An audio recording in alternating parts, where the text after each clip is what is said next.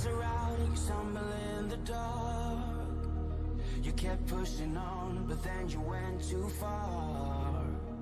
When your ship has sailed and all your dreams are lost, everything is wrong, you feel like it's your fault. Just remember, I will be there for you, baby. Remember, there's nothing out there to get you, don't forget it. When life throws lemons, just hold on me. Just hold on me. Just hold on me.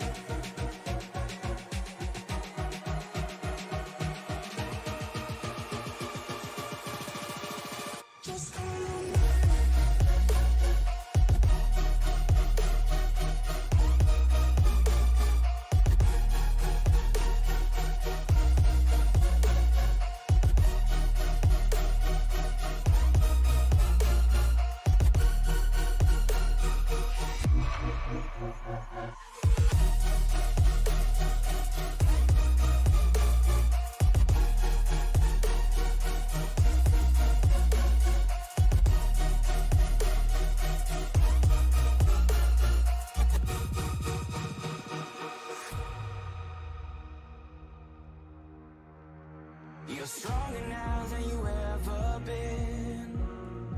You gotta leave now, it's time to catch the wind. You will climb up high and look through the clouds. And when you're feeling low, I know you'll bounce back. Oh, and just remember, I will be there for you, baby. Remember, there's nothing out there to get you, don't forget it. When life throws lemons, just call on me. Just call on me. Just call on me.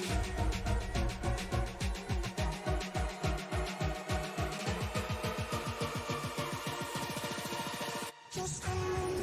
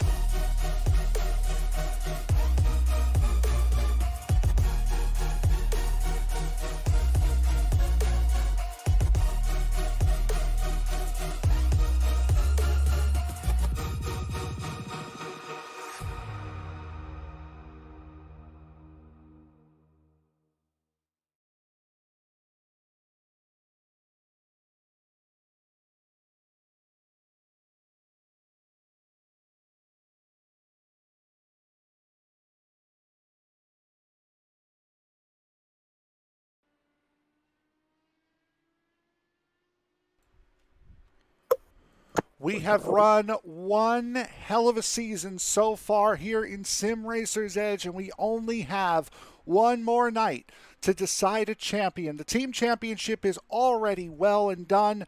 However, the drivers' championship is what everyone is going to be focusing on as Chad Simpson and Butch Davis duel it out to see who will be the Season 5 champion after tonight, the Pocono Mountains 300 presented by Sim Motion here at Pocono Raceway. Good evening, everybody. My name is Frank Marchese. Thank you very much for making us a part of your evening. Alongside me, my broadcast partner, Greg McConey. Apologize for coming on air a little bit late. We had some technical issues that we had to sort out.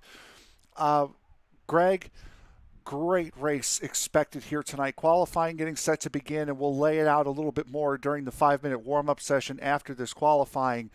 But the overwhelming feeling that I had getting this set up here for tonight was, I can't believe 4 months of racing has already come and gone. I can't either. It's Frank, this has been a heck of a ride. I've loved every second that you and I have been up in the booth broadcasting this series. These guys have been fantastic, race in, race out. And we are down to the last race, and we have a points battle for the title. And there's a chance that Butch does not walk out of here the winner tonight. He's currently up. Hold on, I'm pulling my notes. Currently up by 23 at the moment. Yeah, 23. Yeah. 24. I'm sorry, 24 for Butch. So there's a shot. I mean, Simpson's got to have a perfect race, and we're going to have to wait and see what happens, buddy. Yep, absolutely. As we see Chris Simard out on track right now, completing the first of his 2 qualifying laps. Mike Grandy, Tim Bates, Jeffrey Bogan, Nate Siefker, Timothy Emanuel, all out on track.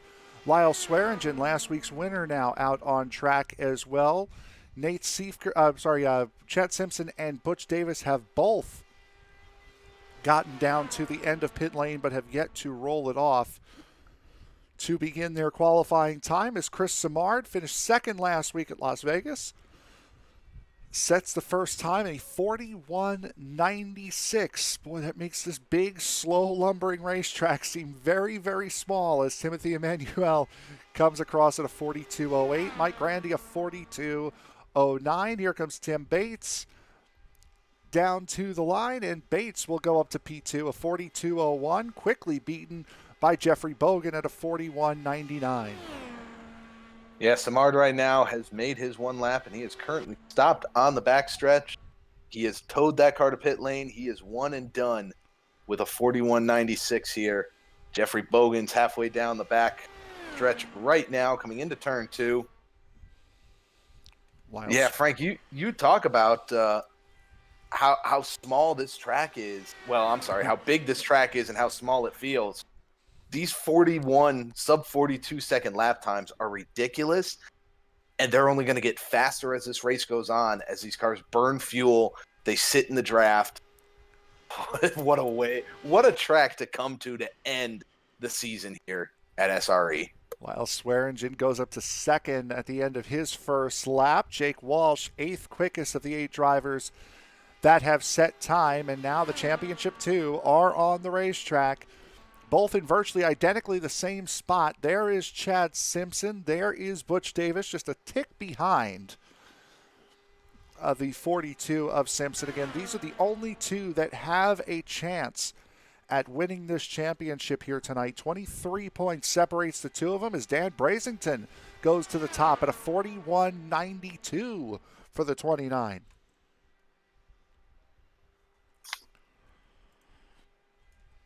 Sorry, I was making a note on points here. No, you're good. No, this right now, Jake Walsh just turns his time, 42.06. Chris Walker crosses the line at a 42.01 right now. He's still on his second flyer now. Let's see right now. Swearingen's pulled off. Dan Inch comes out of turn 2 currently. Inch doing a great job so far. He's currently sitting 11 points over Mark McFadden for P8. Coming into tonight's race. So, Frank, we talked about it as Inch is about to cross the line here. He crosses at 42.09. Butch Davis just about clips the outside wall coming out of turn 3. He and Simpson will start on the front row. Butch first, Simpson second. Yeah, we've seen these guys lay down their fast lap on lap 1. So most of these guys, Butch Davis doing the same thing, now takes it to pit road. As Jari Bruphatcher is the only one currently on track, just finishing his qualifying at a 42.06. He is starting P6 tonight. Nice to see Jari Bruphatcher, as we've only got about 5 seconds left here in the qualifying session. Nice to see the Swiss native. Last time we saw him was all the way back at Interlagos earlier this season. Finished 16th there. The one race he's finished was back in Kentucky, came home in second. So now as we work through this warm-up session here, we'll take a full look at the championship picture. Butch Davis currently leading by 23 points over Chad Simpson. They're the only 2 that have a chance at winning this Season 5 championship here tonight.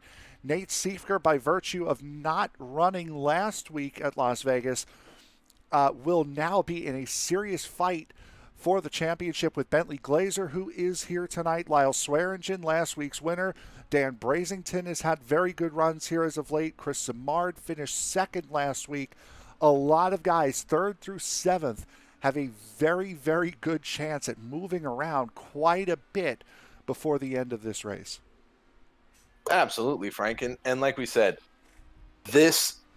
tonight we get to go watch not just a points battle. We get to watch a lot of little fights, a lot of little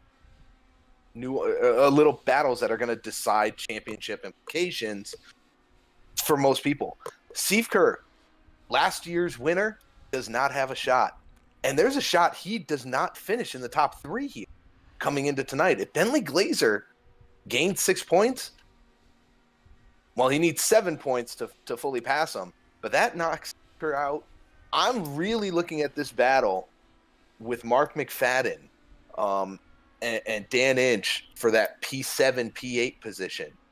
I'm sorry, P8, P9.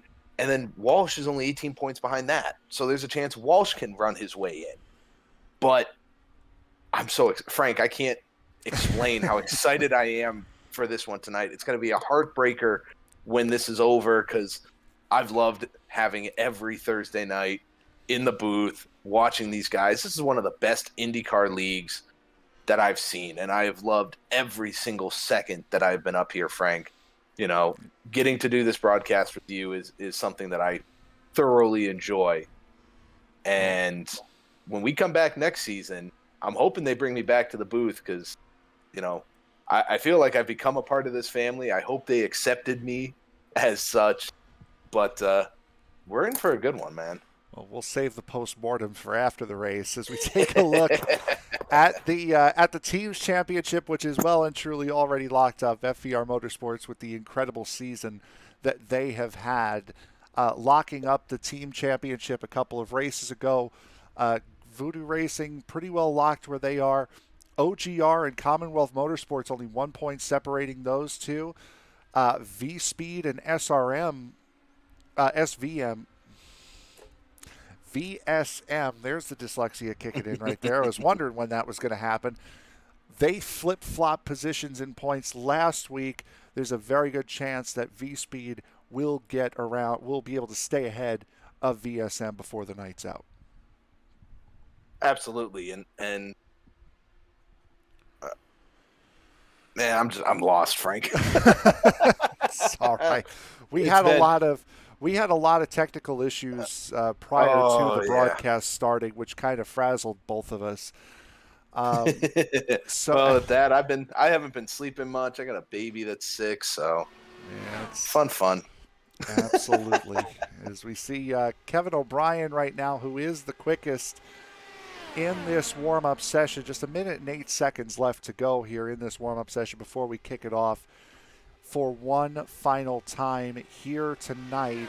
Set up for the race here at Pocono to end this season will be 120 laps, so it will be a long one for those of you who wanting this to stay going as long as possible. Boy, you're going to get it. You're going to get that opportunity. It's going to be a tough race here tonight, as the last time I can honestly remember this series going to the season 2, Nate Siefker took the win, as I believe I may have just had a SDK or a sim crash. I think I just had a full crash. Yep. All right, so we'll take a quick break. We'll be right back. Right here on SRM. Season finale. Technical glitches abound.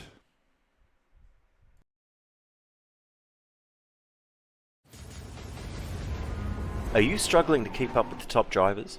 Are you ready to get faster and more consistent? If so, it doesn't have to take as long as you might think. With the VRS competitive subscription, you'll have the telemetry, setups, tutorials, and everything you need to analyze your driving and see exactly where you're losing time. Our data packs and the ability to compare your driving with the best in the world will show you where to adjust your inputs, change your driving line, and shave seconds off your lap times. When it comes to your equipment holding you back, the powerful and precise Direct Force Pro wheelbase and precision pedals are being used by some of the best drivers in the world, including Jordan Caruso, Tim Ryan, Jordi Lopez, and Oscar Piastri. It's no secret that VRS hardware is not just the best on the market, it's also the best value for money. So if you're looking to upgrade your wheelbase to direct drive and want highly adjustable, ultra-realistic pedals, VRS is your answer. You can get better, faster, and more consistent in less time and for less money. You owe it to yourself to find out why so many people are switching to VRS. Just go to the URL or the button below and learn why the best use VRS.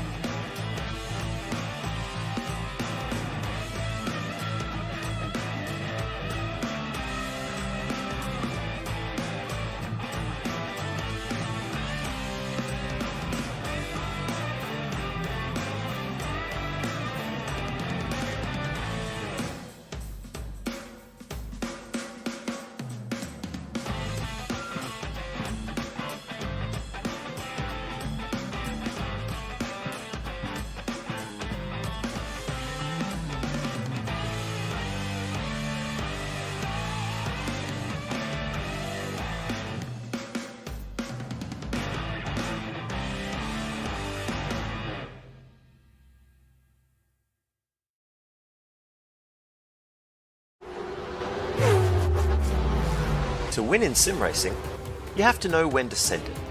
So pay attention.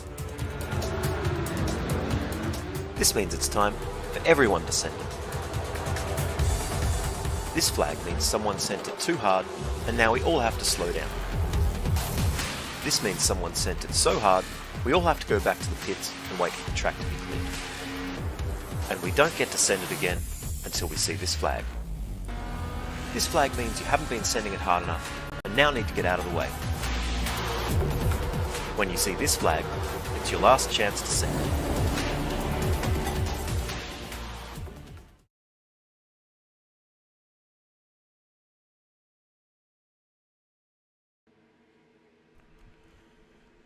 Back live here at Pocono Raceway. Boy, it wouldn't be an easy night, would it? As we are about to get going here tonight for the season finale. Again, 120 laps from Pocono Raceway as the paint schemes flicker back in. Green flag coming out. The two championship contenders on the front row. Green flag in the air. We are running here at Pocono. Butch Davis got a great launch as they go down this long front straightaway, going deep into turn one here. See the bottom dive from Brazington gets a great run. He's going to get to the inside of Davis as they come out of turn one. We heard these guys, say this setup will run any line in any corner. Butch Davis is going to have the advantage coming on the outside, Frank, as they come into turn two side by side.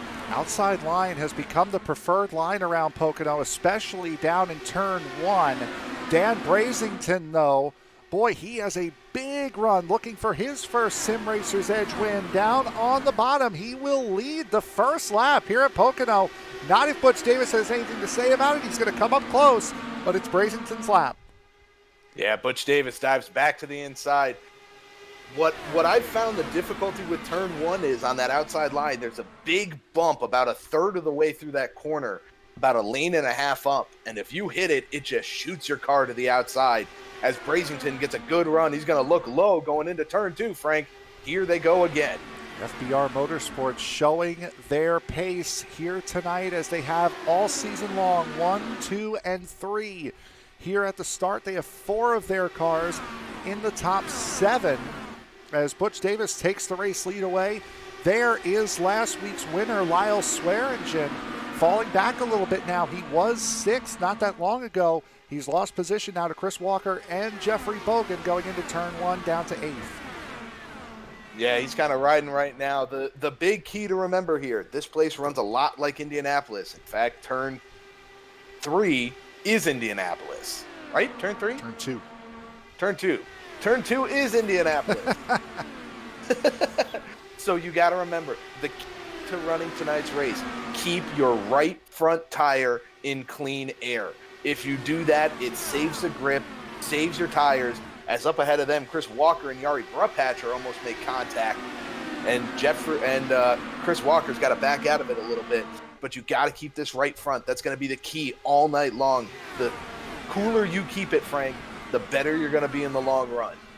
That right there just showed you have to keep momentum up here, because Chris Walker moments ago was battling for position around Chris Simard. Instead, then he fell back to Jeffrey Bogan, had to back off, with Jari Brupatcher, then had to back off, and then next thing he knew, he was battling with Jeffrey Bogan for 7th as Chris Simard takes the middle line through turn 3. Jari Brupatcher up to 4th, looking to break up this FBR dominance. Yeah, Yari's on a roll right now. We saw him post in the YouTube chat that his work schedule has him working since he works in races at night. If he races, he can't get up the next morning to go to work, so he has to choose work. As you see, a big run now as they're 2 wide side by side into turn 2. Man, Frank, I'm loving this battle. This is where Chad Simpson needs to be. Unfortunately, Butch Davis is not where Simpson needs to be. While Simpson may be up in front, Butch Davis being in 4th is not going to be good enough to close down this 23-point gap that sits between the two. Butch Davis knows that all he has to do really is avoid coming in last and just keep the 42 in his sights, and he will be the Season 5 champion. Absolutely. As right behind them, Chris Walker gets a huge run on Jari Brupatcher coming out of turn 1. Jari checked up a little bit. I'm sorry, that wasn't Walker. That was Jeffrey Bogan. Now Walker gets a big run. You know, we're seeing these guys have to really check up out of the corners, especially these wakes that they are seeing. We heard the guys talk about it in pre-race, Frank. Whoa, big move from Jari there as he dodges that rear end to Chris Walker. You know, the wakes that are coming off of these cars, especially on corner exit, are really screwing with them right now. So these guys are doing everything that they can to anticipate where that car ahead of them will be so they can avoid that crossing that wake and upsetting their car. Nate Siefker starting to work his way up through the field. He is started in 13th, is up to 10th, slowly but surely moving his way up the field. This will be the first time that Nate Siefker has been beaten out for the championship. Now, he did not win the championship back in Season 3, but that's because he did not compete in Season 3. He started off the season as a broadcaster and then moved to race control about midway through the season. Came back, won the championship in Season 4. This will be the first time in Sim Racers Edge history that he has actually been beaten out for a championship. And speaking of that battle between Siefker and Bentley Glazer, who finds himself in 12th right now, if Nate Siefker has not won a race this season, he's finished outside the top 16. So if Bentley Glazer wants to take a look at that 3rd position again in points, Nate is going to have to not win this race. Yeah, Frank, that's all stuff. Man, I'm sorry. I'm looking at this battle between Davis and Simpson up at the front. We talked about 3 laps ago, Butch Davis was sitting in 4th. 2 laps ago, he got to the lead. And now it's down between Simpson and Davis right now. Brazington's just kind of minding his own business right now. But these two are going hand to hand. And I have a feeling this is a battle we're going to see all night long. As here comes Jeffrey Bogan underneath Dan Brazington. Bogan trying to put himself up front and put his name on the leader sheet tonight. Bogan has proven to be very, very quick tonight in that number 3, at least in the early stages, as has Chris Walker, as both of those guys getting close. Look at how far Butch Davis is going down to try to break the draft. I believe that's Jake Walsh trying to go down there to pick up as much as he can, or may have been Chris Simard. It was Chris Simard. Yeah, you're going to have to do that a lot tonight. We're going to see this Indy Snake make its appearance here at Pocono tonight, I'm sure. But right now, these guys are getting such a big run. It's remarkable how much air is being thrown off of this car that these guys are grabbing, half a second back. Right now, they're able to get a huge run and make it up to them, especially down these long straightaways, Frank. Simpson and Davis seem content to swap the lead, and again, that is not going to be enough for Chad Simpson here tonight. Butch Davis just needs to keep that 42 in sight, and the championship will be his. Davis swinging to the inside now, looking to take that lead back as Chris Walker looking for fourth position to the inside of Jeffrey Bogan in the 3. Absolutely, Frank. And these guys right now, Brazington, Bogan, Walker, they're just kind of riding, keeping their tires cool, doing what they need to do to not lose that group ahead of them. But like we said, it's so easy to burn this right front once you start taking the corners in somebody's wake. You know, you really got to be careful and cautious of it. But, Frank, we got some notes from Butch Davis and some of the other admins before tonight's race. So not only do we have the championship battle between Butch Davis and Simpson, who are fighting for the title right now, as they're doing right now up front, and the battle between Steve Kerr and Glazer and all the other points battles going on tonight, there's another battle that Simpson's involved in with Lyle Swearingen. They're in the FBR Battle of the Cats.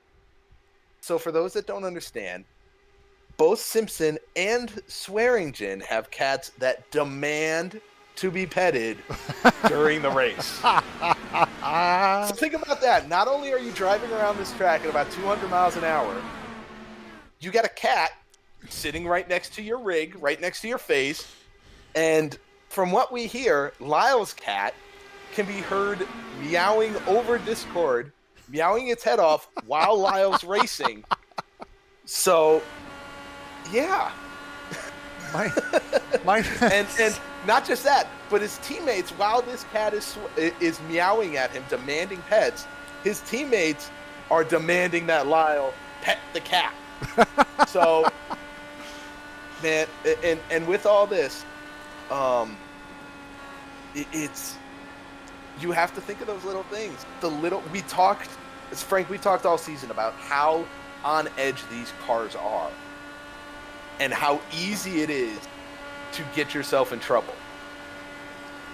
Now throw a cat into it. Yeah. While you're fighting for the points, so and to claim the number one car next season. Riding on board with Lyle right now. Might explain why he's -5 from where he started. Started 5th, currently running in 10th. That could be a very, very good explanation. And I'm pretty sure Lyle has a system where I'm sure he pets the cat during a pit stop, because that's about the only time, or at least going down pit road. So cat number 1 is down in 10th. Meanwhile, cat number 2 is trying to win his second championship up at the front. Oh, Frank, I wish we got all this information from these guys a couple weeks ago, because some of the nicknames that are come out of this. So something that would have been nice to know. I don't know, at Auto Club maybe. Yeah, Auto Club would have been nice, or even where did it go? I made some notes. Well, we do have, is Bates here tonight? Yes, he Timothy is. Bates is here tonight. Running in 12th. So, Beaker, currently doing he's having a decent race. He's down 3 spots from where he started here, but that's okay. I don't see Mr. Rankin here. No, Scott Mr. Rankin is not. Mr. Raikkonen did not make tonight's race, I'm afraid. But who else do we have? We have Dan Shrek Brazington, who is running in 2nd currently, as we see from the front wing.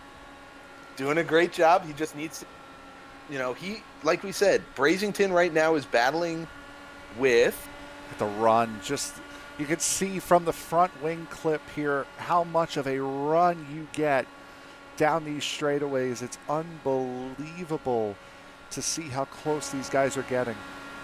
It is, and think about that. We talk about super speedways for those that watch, let's say the iRacing E Series tomorrow night. Nice we plug. talk about, gotta do it. We talk about running at a super speedway like Daytona, Talladega, iRacing super speedway, how you're going 190 miles an hour, and the best way that I've heard it put, You are running in LA traffic where you are 4 inches away from the car in front, behind, and to either side at about 190 miles an hour in LA traffic. Think about that. These guys right now don't have the side-by-side battle, let's say. But as I pull up, where'd it go? It's the dashboard. It's the close battles that you're seeing here. It's the taking the runs that you would see at a super speedway that these guys have to focus on. Not just the close pack racing, which we're kind of seeing here, but because this track is so big and the ability of these cars to draft is just incredible. It is, and we talk about super speedways. You take one run a lap, pretty much. And it takes a few laps to set it up. These guys are taking that run into every corner, every single lap, and you set it up on the exit of your last corner. So these guys are, their mind's running constantly. And, Frank, by the way, we're ready to come up on pit stops. Yeah, we are just about at the century mark, 100 laps to go when they cross the line this time by. As Simpson and Brazenton, I'm seeing in the YouTube chat that, see, now this might be why Chad Simpson's at a championship hunt. Lyle, take notes. Chad apparently does not allow the cats in the room during the race, only during practice, and then he boots them out of the room. So Lyle, doesn't matter.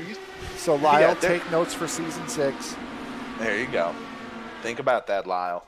Just make sure they don't, try and tear up the carpet or anything like that, trying to get underneath the door, because Lord knows that's what my cat loves to do. Life-size cutouts work as well. Yep. But look at this. They're trying to go 3 wide, Frank. They're doing everything they can right now, these guys, and I'm loving it. Oh, Who is that's that? somebody down slow. That's Timothy Emmanuel. He's got a broken right front and rear. Let me see if I can find. Yeah, I didn't see Emmanuel anything has pop had up. a big problem. From here, we're seeing it might have been with Dan Inch he was battling. This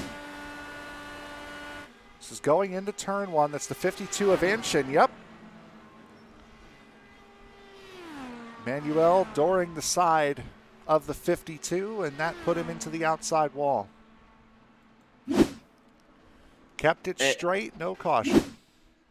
And like we said, Frank, it takes one little lapse judgment, one little mistake, and next thing you know, you're in the wall. He is incredibly slow, or was on the racetrack, coming up to where he is. Up on the outside. Yeah, now the caution comes out. Oh, no! Somebody got into him. Who was that just got into him? Not sure. Looking through. Jake Walsh. There he is. Know where Jake Walsh could go. He saw the car up on the outside. He was doing everything he can to slow down. He caught that wake that we talked about earlier, and it just threw the car up the track, Frank. Michael Bourne, former driver in this series, has been up in race control all season long and has done a phenomenal job. Unfortunately, I think this one he might have missed on. Oof. Yeah. It's a hard hit for Walsh as well. It is. That puts him back in the pits. He had major suspension damage from that. But you can't blame Bourne for that. These guys want to make sure that they are racing as much as they can. And you hate to see it, but Bourne is waiting and expecting Emmanuel to stay on the low side, but Tim caught the grass and it shot up and couldn't get the flag out in time. And with Walsh, as you could see, watch Jake come up the racetrack here out of this corner. He's hitting the wall no matter what. So that was just unfortunate timing and positioning there. Absolutely. For the 39, that 33 was going to hit the turn 3 wall either way. He was, and it was that wake that he caught that just kind of threw him up the track. Nothing he could really do to slow the car down at that point. as Frank, we've got wholesale pit stops right now. This is happening just on the fringe of the pit cycle is when this incident took place. So everybody coming down pit road as expected. Pit cycle was expected to be 21 to 24 laps, so this was right smack in the middle of the pit cycle, as it would appear everyone coming off the way they came onto pit road as it would stand. So Chad Simpson, Dan Brazington, Butch Davis, Chris Simard, Yari Brupatcher.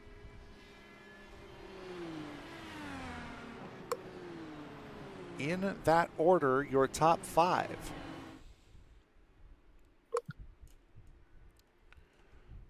But we've seen so far tonight, Frank, it doesn't matter where you really start. And Nate Siefker's kind of proved that. He's up 6 spots. Same with Bentley Glazer.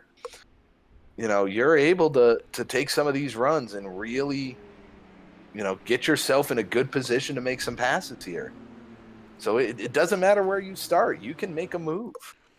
We've seen guys able to make moves this season, especially guys like Bentley Glazer who don't qualify on a normal basis, like the challenge of being able to run their way up through the field.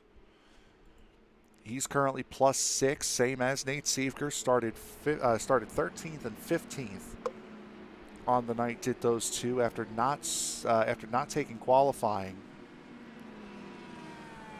17 cars took the field tonight. Everyone was on track prior to that incident. Timothy Emanuel. So I had the problem with him running into the side of Dan Inch, and then Jake Walsh effectively ending his night. A couple of moments ago, Tim Bates and Mark McFadden both come down pit road just to top off with fuel. And why not? There's no harm in doing so. You've got plenty of time to make your way back around. Extra might as well come in. Hurt. No, it doesn't. And, you know, Mark right now, like we said, Mark's fighting for 9th place. He's had a great season. He's been quietly running consistent races, and that's been great for him. That's exactly what Mark has needed to do.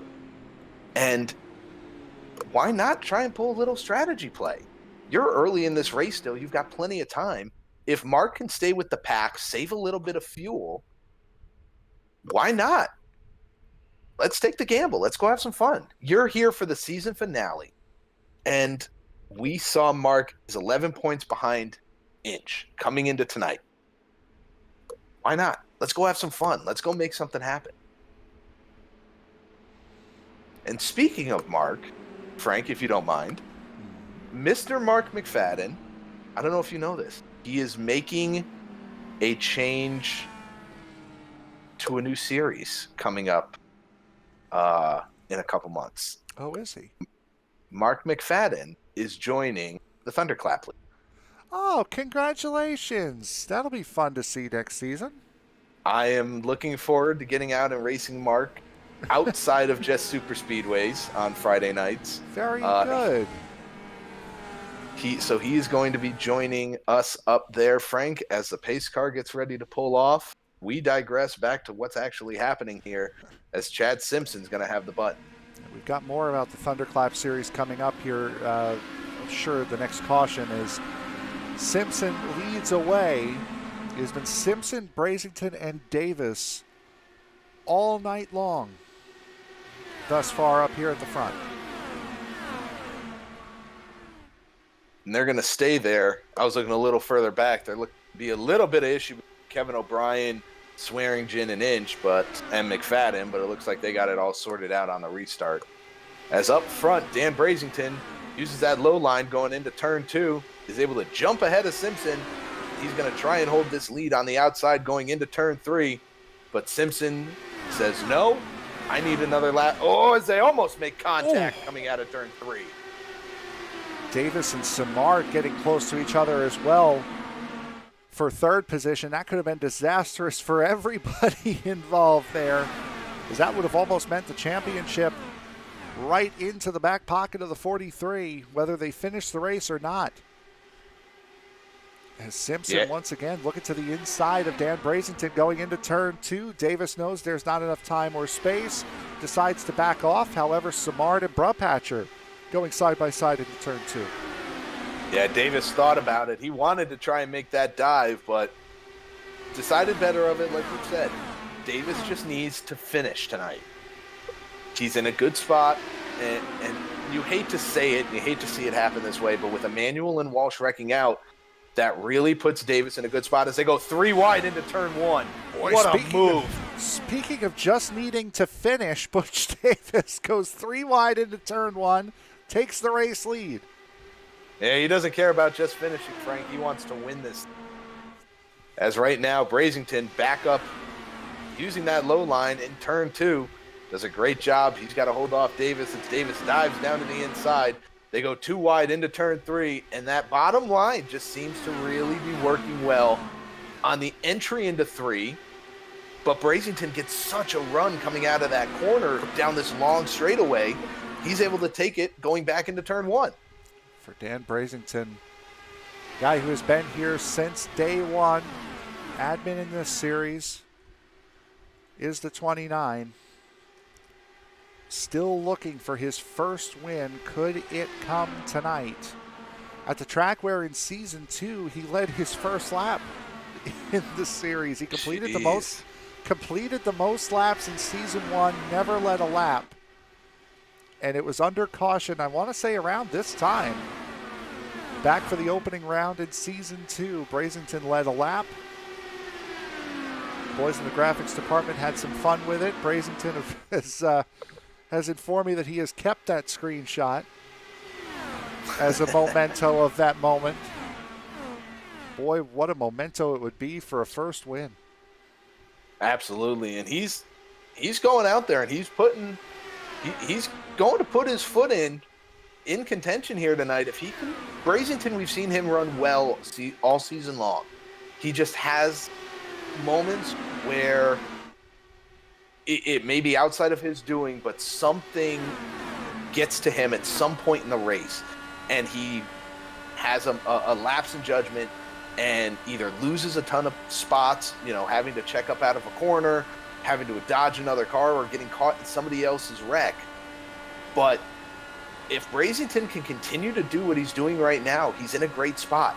But I'll tell you something that these top 3, and now with Nate Siefker up 9 positions sitting in P4, they're learning where on the track they have to make a move.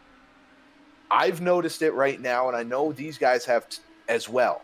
If you get the lead going into turn 3, I have not seen somebody lead having to make a pass coming to the line. So if you are in the lead in turn 3, so far, that's looking like the spot you need to be in to win this race. It's not like a slingshot's going to make it happen, as now Chad Simpson tries to make the dive to the inside of Brazington. Not close enough to make it happen. Butch Davis gets back around the outside, Frank. Yep, Davis on his way.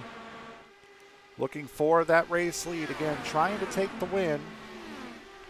Championship is not going to be enough here tonight for that 43. He wants the win. Going for 3 in a row at Pocono, by the way. Season 2 winner, Nate Siefker here at this racetrack. Season 3 winner, Butch Davis. Season 4 winner, Butch Davis. Won it from the pole last year as well. So Davis going for 3 straight wins here at the Tricky Triangle. So jump on board here with Chris Simard, currently running in the 4th position, trying to hold Yari Brupatcher and Nate Siefker at bay. Yari, made a big move from that outside to get halfway down the track to get around Simard and Siefker there coming out of turn 1. These guys are throwing haymakers, Frank.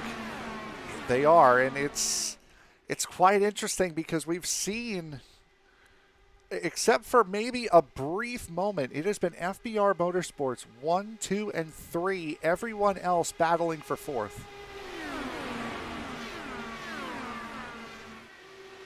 And that's why those guys are leading the points championship and doing so in such a dominating fashion this year. They really have done a fantastic job as a team finishing strong in races, finishing races in general, and being up front and getting points. Jari Brupatcher tried to make a move on Chad Simpson coming through turn 2 on the inside. Did not work out for him. Now has come under fire and lost position against Chris Simard. Nate Siefker now looking to the inside of Jari. It's the highest up that number 1 has been here tonight. +8 if he can get this pass done. Bentley Glazer battling side by side with Chris Walker. There you see that purple and white machine. That number 4 just above the nose cone. And while all this is happening, Frank, Simpson had a huge run coming out of turn 1 down the backstretch. Gets ahead of both Davis and Brazington. Simpson back out front here tonight, and he's going to have the lead as they cross the line. Simpson. And Brazington says, I'll take that right back. As you do. Brazington, Simpson, Davis, Simard, Brupatcher. Your current top 5 as we run here at Pocono. Season finale, the Pocono Mountains 300 presented by Sim Motion. Working lap number 36 of 120. Even through all the technical issues, we're glad you could join us. We'll be right back after this.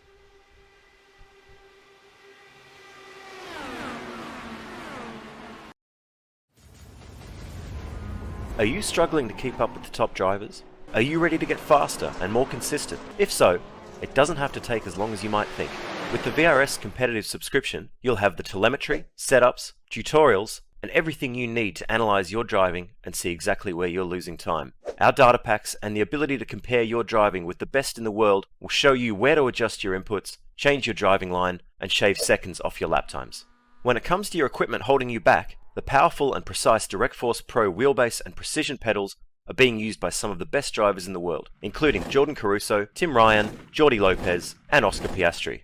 It's no secret that VRS hardware is not just the best on the market, it's also the best value for money. So if you're looking to upgrade your wheelbase to direct drive and want highly adjustable, ultra-realistic pedals, VRS is your answer. You can get better, faster, and more consistent in less time and for less money. You owe it to yourself to find out why so many people are switching to VRS. Just go to the URL or the button below and learn why the best use VRS.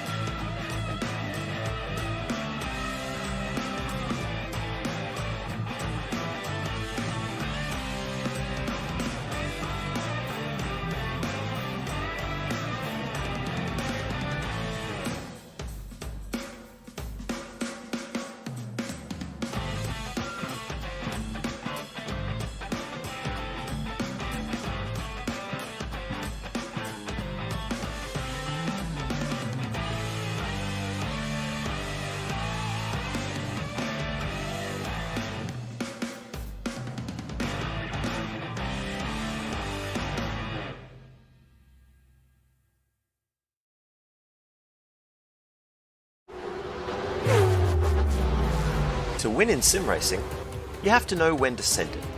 So pay attention. This means it's time for everyone to send it. This flag means someone sent it too hard and now we all have to slow down. This means someone sent it so hard we all have to go back to the pits and wait for the track to be cleared. And we don't get to send it again until we see this flag. This flag means you haven't been sending it hard enough and now need to get out of the way. When you see this flag, it's your last chance to send it.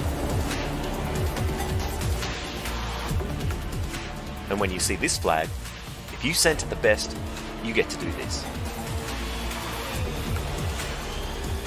And remember, if you're gonna send it the best with VRS.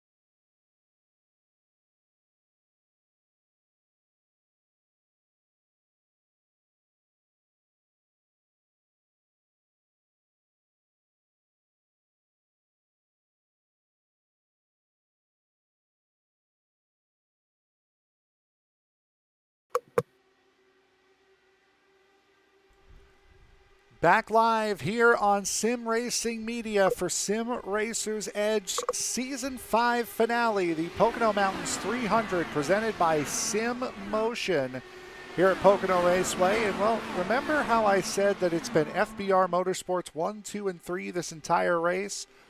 Well, the 2 and 3 are still accurate. However, after an incredible move by Jari Brupatcher that you saw during the break, Jari Brupatcher was up in first just a moment ago. He's now fallen to second.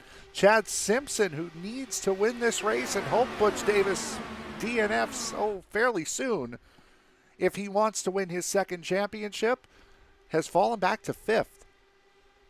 They have, and that move by Jari, that was incredible, Frank. He made this move and set it up coming out of turn 3. Got a huge draft going down the front stretch, about 2/3 of the way down the front.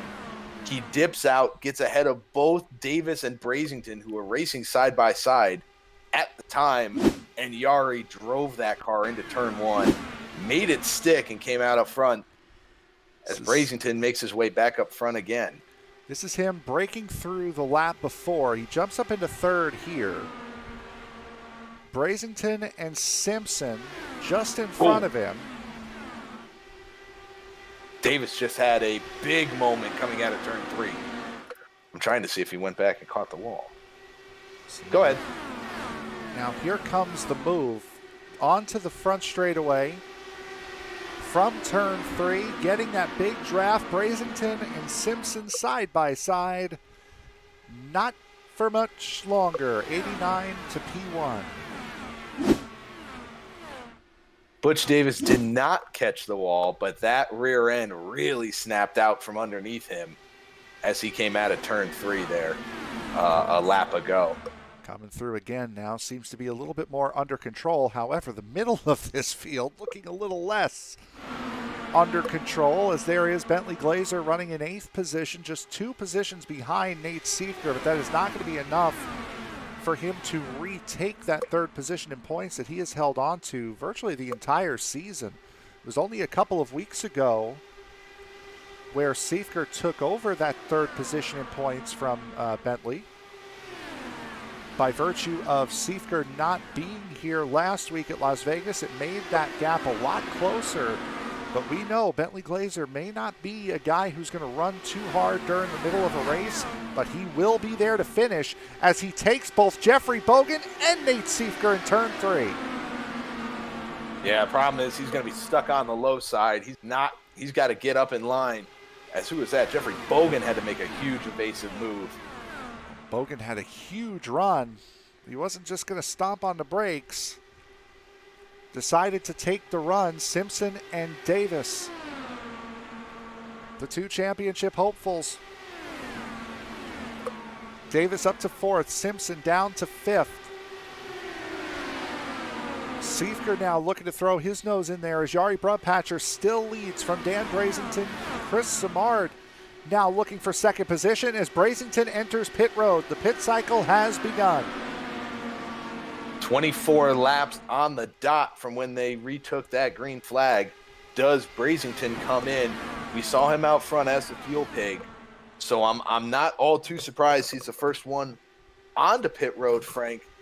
But it could set up a nice little fuel strategy. The problem is you need to be in the pack.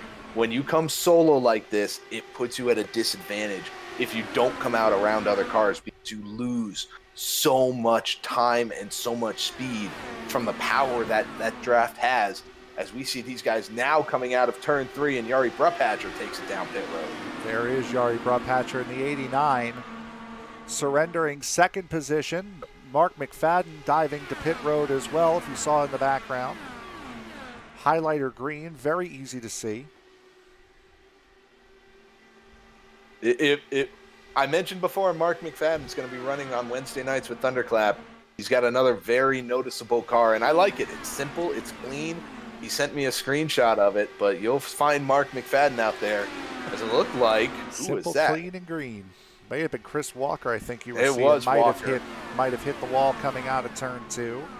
Got Chad real Simpson, close, as a lot of guys coming in now. Davis, Simard, Simpson, Walker, all coming in. And this hands the lead of the race over to Nate Siefker for the first time tonight. Yeah, Not what Bentley Glazer wanted to see. No, Darth Walker coming in now. He's been running well.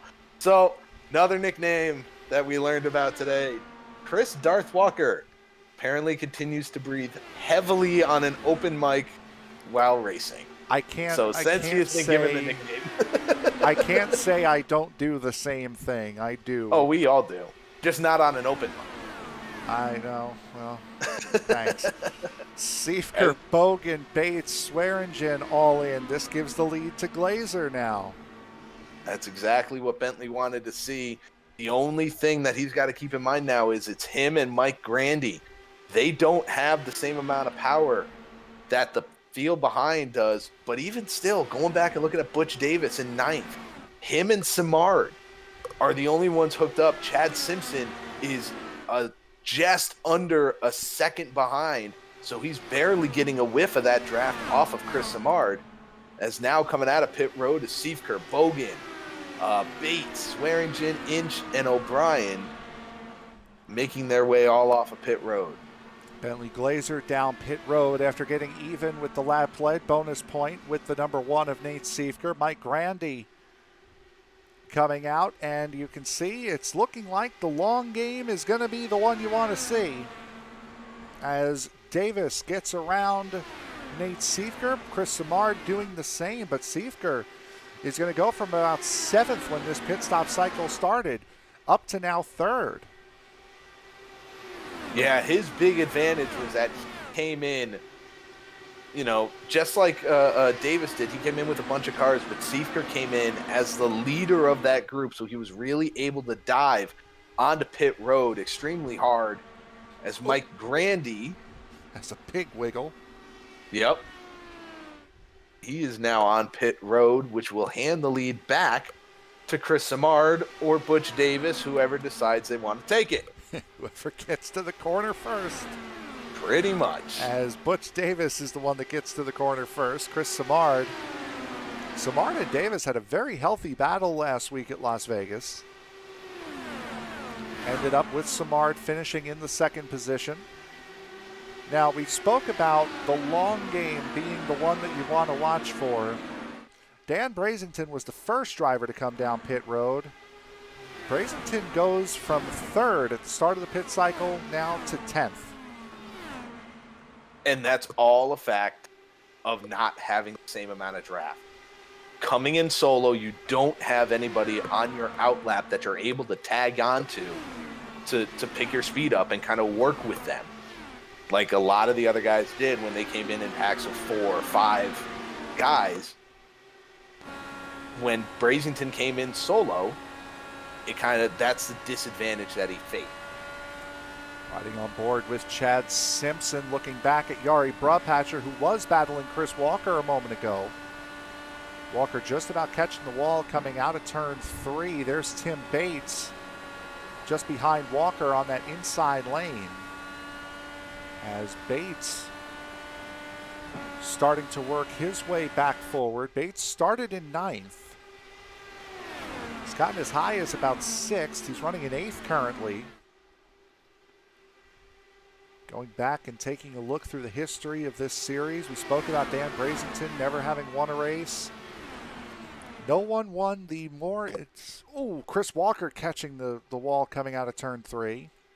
I was looking more at Bogan and Siefker almost making contact coming out of 3. I got very close. Sorry. No more important race than the very first one in Sim Racer's Edge history, and it went to Tim Bates by .000. Jeez. At Auto Club, made the iRacing top 10 that month. Oh, I remember that. Sorry. You're good. I do remember seeing that on the iRacing top 10. I didn't know it was from this league. Yes, it was. It was the very first race. That's how you know you're going to be in a good league. But, Frank, I do have to say something about Simard. So we talked last week. He finished in 2nd. What a lot of people may not know, is Simard's racing hurt. We talked about it at that race at Interlagos where he came in with a questionable tag, because I remember we talked about with so many injuries, guys. I think that was Milwaukee. No, I thought it was Interlagos. I think it was Milwaukee, the one where he ran down the injury list. Even still, Simard's been racing hurt for a few weeks. You know, it's from the notes we've got, it's something with his hip. So sadly, he won't be salsa dancing in victory lane if he gets there. But you know, that's something to keep in mind. You're not only having to think mentally, and it takes a mental toll on you, but physical injuries will affect you, especially in races like this, where you're having to control so much at once and react quickly. It's physical injuries do play a part in iRacing. Say whatever you want. Oh, it's one car's into the wall. I think that was Tim Bates. Yep, that was Bates. The same paint scheme as Bentley Glazer in the 4, just the red number on the front of that number 21. Looking through the chats here, first of all, we thank everyone on either VRS or on the VRS Twitch or on our YouTube. We do appreciate everyone who has joined us here tonight for this season finale. Jake Walsh on the YouTube side just locked up the right front when the yellow came out. It had nowhere to go. Sucks how the season ended. But thank you to the SRM guys for this season. Thank you very much. You guys have put on one heck of a season for us. Our broadcasts are as good as the racing is, and you guys have been incredible this season. And Noble98 on the Twitch side of things, where are VRS products made? We are not technically with VRS. VRS is a sponsor for the series. So as broadcasters, we do not know. So we're sorry we couldn't answer that question for you if you're still watching us. As we inch closer and closer to halfway. And as I had my mic there, we will refer that question of where the VRS parts are made to VRS, the sponsor tonight. You can check them out on Facebook at VRS. Check out their websites. But, yeah, talk with them, and they will happily give you all the information that you need. Absolutely. They, as well as Sim Motion, have been incredibly good sponsors to this series. Sim Racers Edge, incredibly good league to be associated with. And we're sure with the racing that has been provided this season that Sim Motion and VRS have both gotten their money's worth with this series this season, and hopefully look forward to joining them again for Season 6 as we see Chris Simard go to the inside for the race lead. Yeah, Simard up front. Another big pass. You know, we're seeing these guys love this inside line. You know, that's where they're able to make the passes. Butch Davis now gets back up front. But I will give a little update on Tim Bates. He is still turning laps. He has dropped down to 11. But it looks like that car is going to be okay after hitting that outside wall coming out of turn 3. Again, Bates was as high as about 6th position here tonight before having that incident as Chris Walker and Chad Simpson going side by side for 5th. Darth Walker trying to get that card to the inside of Simpson. Not able to get the run. What I've noticed is as this race has been progressing, these guys are moving further and further up the track in the corners. And that's becoming that preferred line. Really, because you're able to get the what do they call it? In Formula One, when you get to use the DRS, they call it the DRS train. Because what a Siefker almost. Got close. Yes, it did. You know, you kind of get stuck behind this train of guys all in the draft, and it makes it tough to be able to dip out a line on a straightaway and make a pass, especially in these cars where you don't have much effect from a normal side draft like you would in the next-gen cars, let's say, or the trucks. Chad Simpson starting to work his way forward again. Gets Jeffrey Bogan You can see turn 1 is definitely where you want, the outside is definitely where you want to be in turn 1. I think because turn 2, oh, that's Simpson hard into the inside wall. That was a big deal of netcode there. Could see it as contact with the 3 of Jeffrey Bogan not only ends Chad Simpson's race, but it ends his championship hopes as well.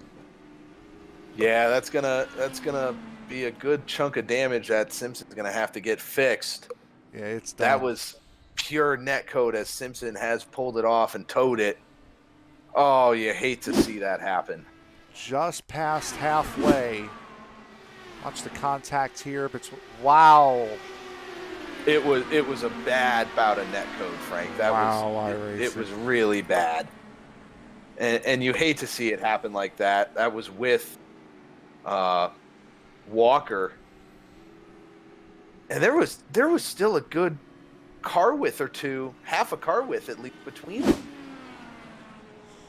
Right on board here with Chad Simpson, and that's a guy's championship comes to an end because a racing service can't get its connection situation figured out. Very impressive. Yeah, you hate to see that happen. It's such a shame because Simpson was having such a great race and of no fault of his own. And no fault of Walker's either. Was on board of Bogan looking back at that incident that happened there. And now from above, see Walker on the outside, and you could tell from there's half a car between the two. Wasn't even close.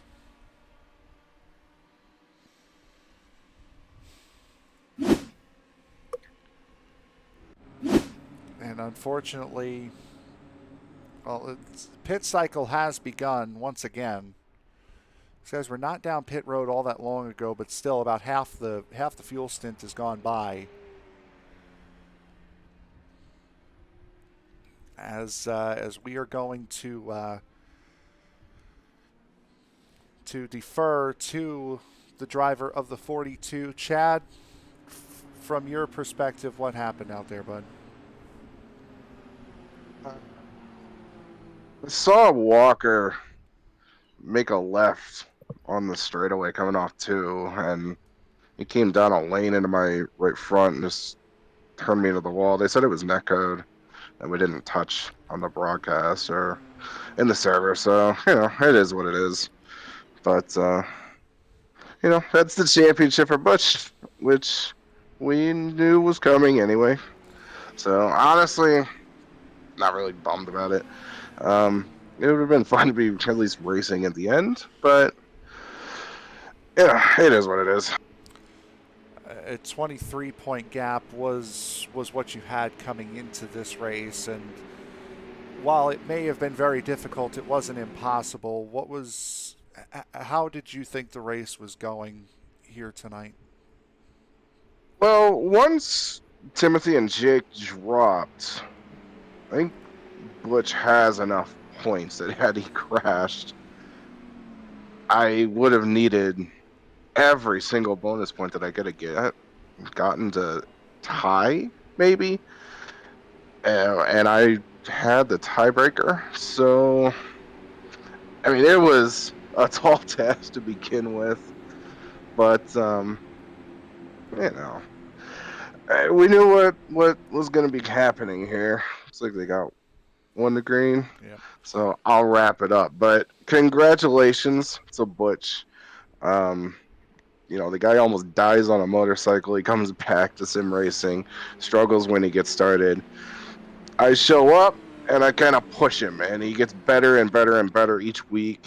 And he gets back to the Butch Davis of old, the beast mode Butch that just runs a season where he has almost no mistakes. It was about as perfect a season as he could run. So congratulations to Butch on this championship. Congratulations to whoever ends up winning this race. And thanks to our sponsors Sim Motion Virtual Racing School, all of our admin team here, and the fan club. Sorry we couldn't get it, but we'll try again next season. Chad, congratulations on a very successful season. Good luck in season 6. See you then. Just here is knew the result was known, however, it still hurts the same. As we heard there from Chad Simpson, the man has completed the most laps out of anyone this season, and that will not be passed. He's completed 1,697 laps coming into tonight's race. Only Dan Brazington was close to him at 1,624 laps completed this year, and with the timing of that wreck, I believe Simpson will be one of only two to hit 1,700 laps completed this season, and he might just take that as Dan Inch leads away. Dan Inch did not come down pit road under that most recent caution flag. He will take the race lead away from now the season 5 champion, Butch Davis. Yeah, Inch got a very early launch there. Once that pace car pulled off, he rocketed away. Butch Davis is slowly closing in with the use of this draft. He'll definitely get to his back bumper. There's not much doubt about that right now. But it'll be interesting to see. We heard these guys say tire wear is not as drastic as it has been in the past. But even still, that fresh set of rubber on 14 laps fresher tires do a lot for you as Chris Walker comes down pit road. It's an intriguing one there, unless he got a penalty on the restart. I'm not sure as to why he would be coming down pit road right now. I am not sure either. Let's see. He's past his pit. Yeah, he's so passed he got a penalty. through, Yeah, he got a penalty on the restart. Maybe jumped the start, maybe passed somebody where he shouldn't have. I do not know, So but I can go back and look. Chris Walker taking a penalty there. So Butch Davis, Nate Siefker up at the front. Dan Inch now falling to third. It's the highest Nate Siefker has been here tonight. Not inside of the pit cycle, I should say. And speaking to Simpson's point about how perfect this season has been for Butch Davis, going into tonight, and thank you, by the way, to the series for giving us all of this information so we can just readily go back and look at it. Butch Davis has had one incident point all season. One. Mm-hmm. That's it. 1X, which means one off track. That was at Interlagos. It's the only time he has stepped a foot wrong this season. Thanks to the drop race. But yes, Butch Davis has had a perfect season across the board. He's got a couple wins. He's been running up front every week, keeping himself out of trouble, and he's done exactly what he needed to do all season long. You know, because like we said early on, the playoffs for this series is non-existent. It is an entire season-long event to crown your champion.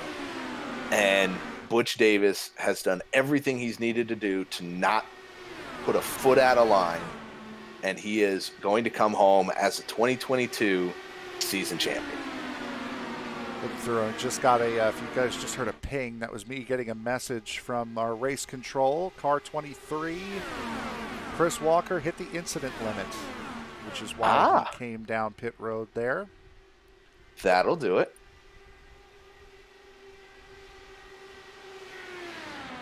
As right now, Dan Inch has dropped back to fourth place, but he's holding pretty steady right there. He's got Jeffrey Bogan now to his outside, and as I say that, Dan falls back a little bit. Loses positions to Bogan, Brepatcher, Glazer. I'm going to just stop now. I was going to say, that just shows the power of the draft one and how little tire degradation there has been to have a driver up in the lead pack that's half a stint older than you are, as Jeffrey Bogan now jumps up to the race lead. Bogan, Davis, Siefker, Simard, Brepatcher, Glazer, your top six in this group after that little kerfuffle going into turn one sorted itself out. Yeah, that was too wide, too deep going into turn one. That was fun to see. Bentley Glazer just about clipping the wall coming out of turn two, able to keep it off the fence. Saw that little wiggle that he had as Simard and Siefker battle side by side. So we had mentioned it last week, going back to Davis, who finished fourth by about 1/100th of a second. That was the first time that Davis had finished off of the podium since way back in race number 3 of the season at Richmond. Finished 15th. Finished in the top 5 in every single race, but from Richmond all the way up to last week at Vegas, third, first, second, first, third, second. And Richmond was his drop rate, where I think he got into an incident. Yep. Into a wreck, if I remember correctly. Only ran 222 of the 250 laps that night. Well, there you go. And now, while all this, go ahead. No, go ahead. I was gonna say I'm looking back at Tim Bates, Kevin O'Brien, and Mark McFadden, and Mike Grandy right now. Tim Bates he's back up to P11 right now. That caution helped him. He was able to fix up whatever damage he may have had from his little brush with the wall, as it looks like Brazington had a little bit of an issue in turn 3. But no, Tim Bates up to P11 right now, doing a good job. He's riding around in this little 4 or 5 car pack, doing what he's got to do. He's working his way back up to the front, Frank. Dan Brazington leading this second group now in that 29. It wasn't before that green flag cycle of pit stops. We were talking about him leading the race. Now starting to fall back a little bit, catch his breath, and set his sights on one final run here as Jari Brupatcher makes a run on the outside line. Brupatcher up to 5th, getting around Bentley Glazer. Dan Inch still in this group. Last week's winner, Lyle Swearingen, now gets around him. And Swearingen up to 7th. This is the highest we've seen him since his 5th place starting spot. As Bogan doing something we have not seen here tonight. One guy leading multiple laps uncontested. Yes, and I've kind of been looking at that, and I'm trying to see if Butch is backing off, saving a little bit of fuel. He's not running the crazy high line like he was previously. He's kind of riding, like we said, with that right front tire in clean air through the corners. Davis is trying, I could see Davis trying to save fuel. I'm just trying to figure out what that strategy looks like then. Right on board with Butch Davis. You can see Nate Siefker peak down there on the inside line, and it could be that strategy, or do you think that maybe, okay, I've got the championship locked down now, my closest rival is out of the race, so I could afford to back off a little bit? Well, we say that as he now goes to the lead. Of course, naturally. That's how it always happens. Always do the opposite of whatever the commentators are talking about. No, I think Butch was just kind of content, cooling off his tires for a minute, trying to catch his breath. I mean, even still, no matter what, Butch Davis has this title locked up. He's focused on a win. Either way, go out with a bang, win the title on points, win the title by going out there and dominating the race and winning it either way. Don't leave any doubts, any kind of hesitation in people's minds, as Dan Inch has come down pit road now. He is going to be cycling back to P14. He's going to be just ahead of this lead group here. But we talked about it. He had to come in. These were the point standings coming into tonight's race. Again, Butch Davis now has won the championship with Chris Simard out of the race. Nate Siefker, Bentley Glazer, Lyle Swearingen, Dan Brazington, Chris Simard all had chances to move, or all still have chances to move around in the point standings, same as Mark McFadden. Also, Ronnie Osmer not here, so Kevin O'Brien will jump up to as high as possibly 10th. He'll definitely get 11th with Osmer not here. Chris Walker could jump up as high as 12th in points. Tim Bates could get a couple of spots, same as Mike Grandy. Also, Jeffrey Bogan, who's currently leading this race, can jump up a couple of spots as well, get maybe as high as 18th. So just because the points championship, as far as the overall champion is concerned, doesn't mean that there isn't something to race for these guys here tonight. Absolutely. And the next closest battle that we need to be keeping an eye on is Siefker and Glazer. They came in 6 points apart as of right now, as I'm doing some quick math. Siefker it running would in be third, Glazer running in 6th, by the way. Yeah, it's Siefker plus 9 at the moment, because they both have a lap led, so they both have that bonus point.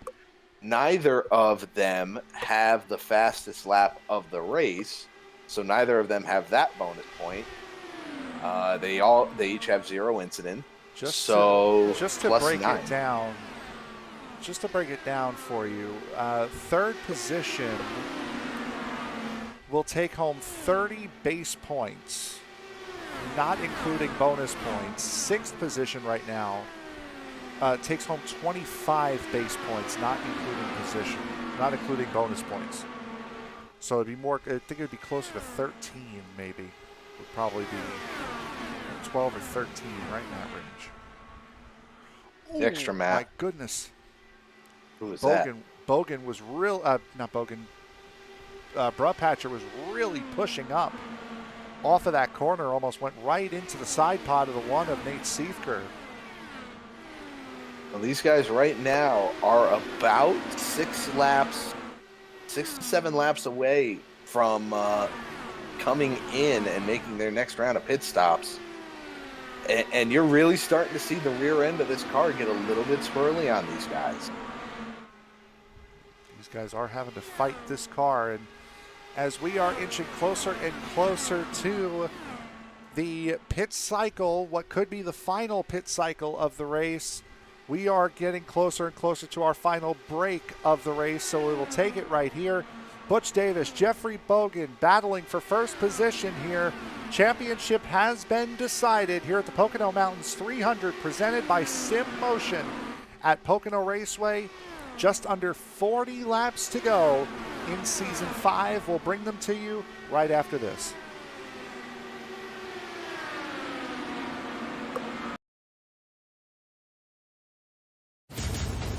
Are you struggling for consistency in your sim racing? Does your iRating look like a roller coaster? If so, we have good news for you. The way to get more consistent is to first understand what you're doing differently than the professionals. And VRS is the answer. With our competitive subscription, you will have the telemetry, setups, tutorials, and everything else you need to fully analyze your driving. Our data packs and the ability to compare your driving with the best in the world will show you exactly where to adjust your inputs, change your driving line, and shave seconds off of your lap times. And our powerful and precise Direct Force Pro wheelbase and precision pedals are being used by some of the world's best drivers, including Peter Berryman, John Robertson, Brandon Trano, and IndyCar World Champion Alex Palou. All these champions agree that VRS hardware is not just the best on the market, it's also priced well below the competition. So if you're looking to upgrade to direct drive and the best pedals in sim racing, VRS is your answer. If you want to get better,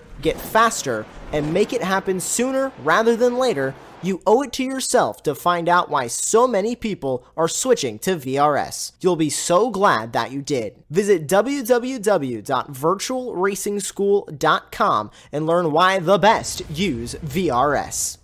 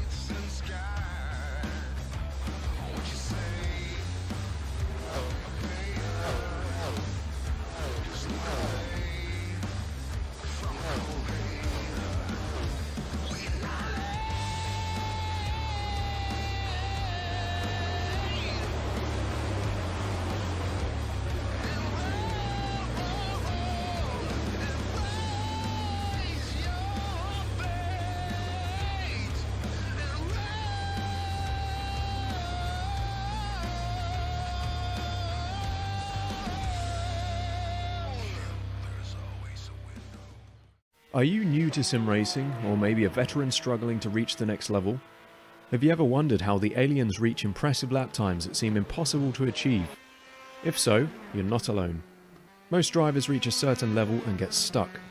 But getting faster on track is easier than you think.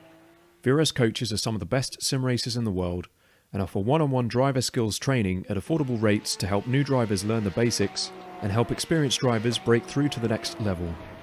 Are you ready to get faster and get off the iRacing roller coaster? If so, VRS one-on-one personal training is for you. If you've invested in your equipment, it might be time to invest in yourself.